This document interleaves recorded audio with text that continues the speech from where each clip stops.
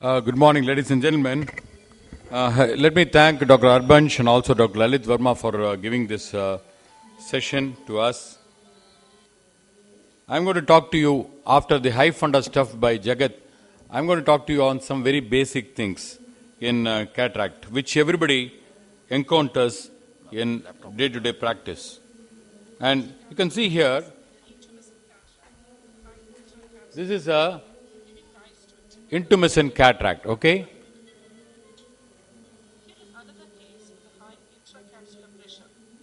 As soon as I touch it, the capsule goes on either side. It's called the Argentina flag sign.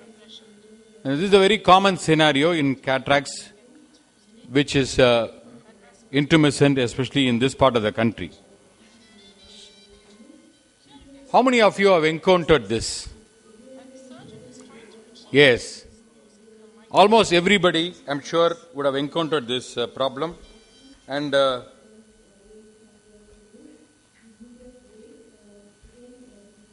what I'm going to show you is, I'm going to show you something different which you can do every day. Okay? So this patient had, this is actually a former DMK minister.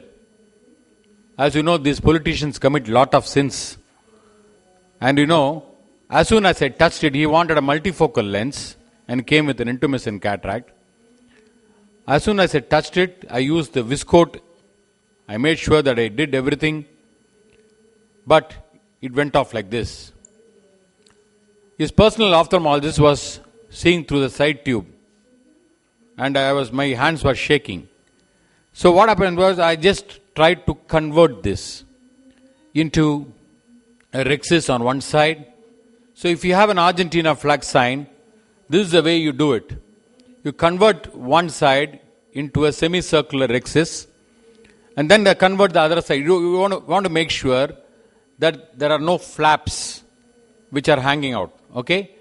You convert the other side as well, and now you have a fairly good rhexis on both sides.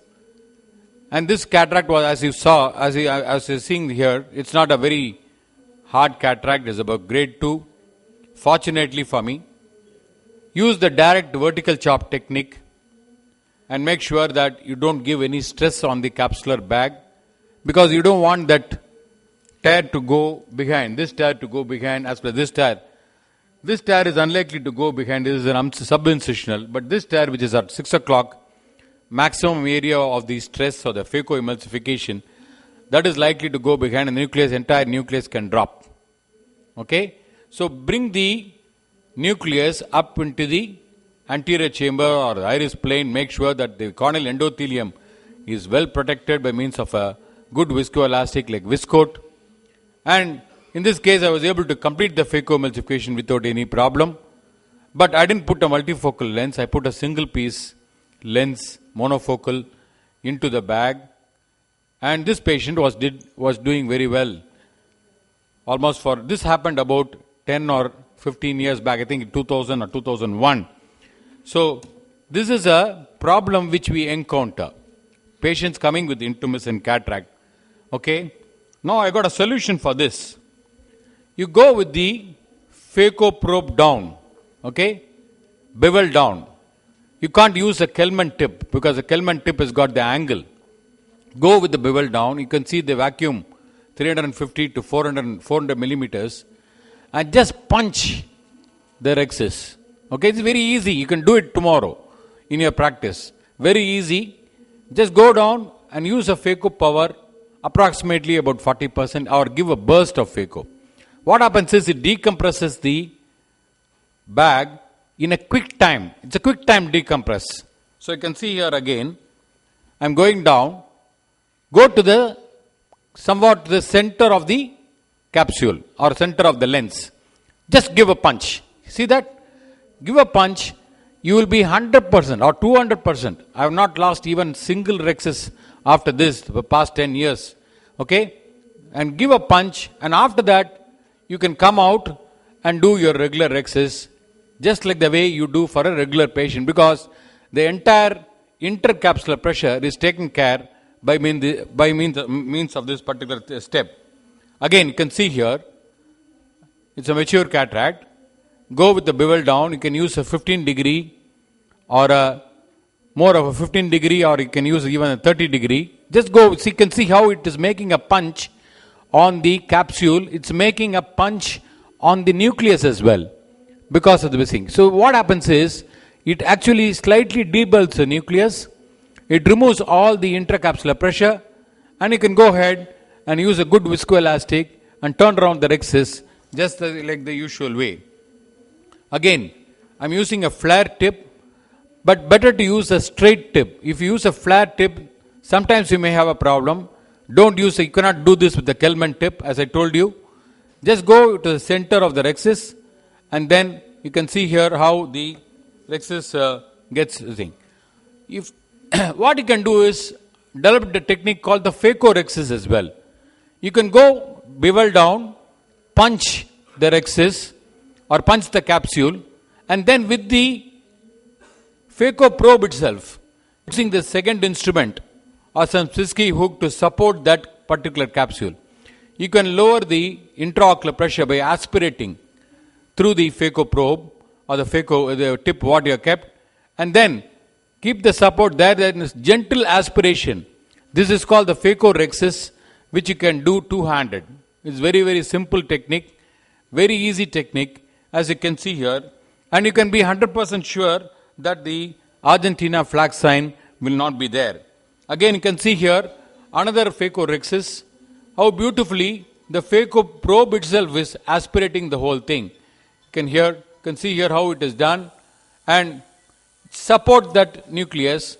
You don't have to worry about the intracapsular pressure here, because of the punch what you are given here in the initial thing, the intracapsular pressure is taken care, and to a certain extent the debulking of the nucleus is also taken care. Again, you can see here how the rhexis is being brought once you lose the rhexis earlier. Okay, you can see that rhexis. What you do is, when you lose the rhexis here, when you start losing the rhexis, you come out. Don't try to proceed. Come out and inject viscoelastic. Once you inject viscoelastic and use the microcapsular rhexis forceps and Utrata or any Utrata forceps, whatever you have, and try to pull the rhexis towards towards the center of the or centrifugal force. So this is another patient with the lost rhexis. You can see here. You can see again here the rhexis is extended here. You can see the rhexis is extended. I am not sure where the margin of the rhexis is. Either you can use a Briand-Little technique, which I am going to show you now, or you can just use a viscoelastic and use a microcapsular rhexis forceps and try to pull the rhexis slowly. This is a little dangerous technique, but you can try to pull the rhexis. I was very fortunate in this particular patient, wherein I was able to pull the rhexis and retrieve the rhexis and bring it to the center, and so that the patient, the lens can be implanted very nicely in the sulcus, in the bag. I'm sorry. So again, you can see the Briand-Little technique. The Briand-Little technique, what happens is, so you can see here, once you lose the rhexis, you can see here how this is a video I've taken from Briand-Little himself. Okay, so this is here wherein you can see the rhexis is getting lost there. Okay, once you do that, okay, you come out and inject a good viscoelastic like the Viscoat or a Hyalon 5 or a Hyalon GV, if you have whatever viscoelastic you have, and try to flatten that flap. Once you flatten the flap, then you pull it. Okay, pull it in the opposite direction.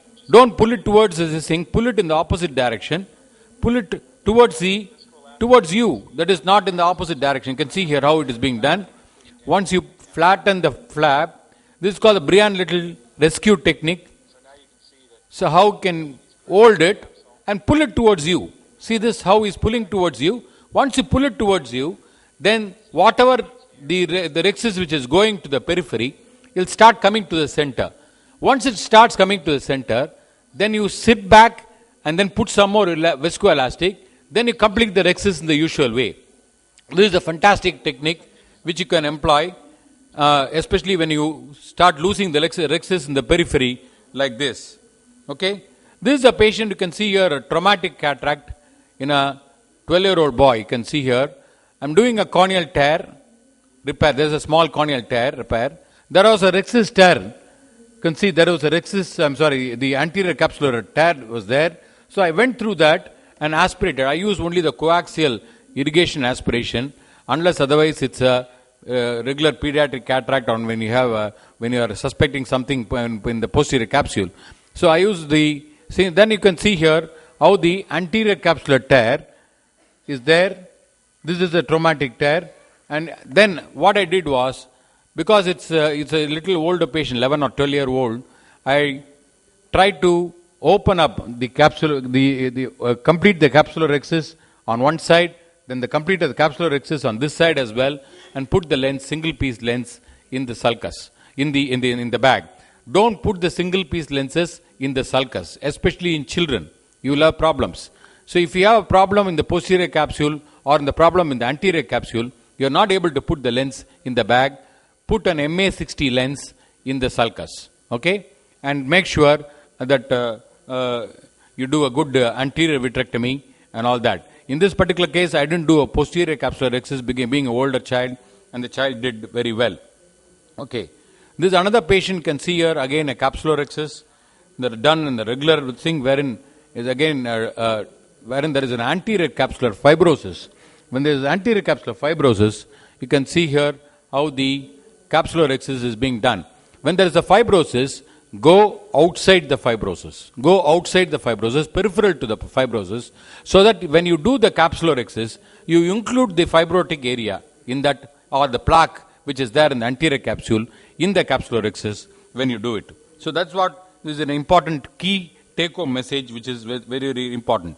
Again, you can see here a traumatic cataract. I think I'm not sure it's a traumatic cataract. I think it's a post-vitrectomized eye, silicone oil.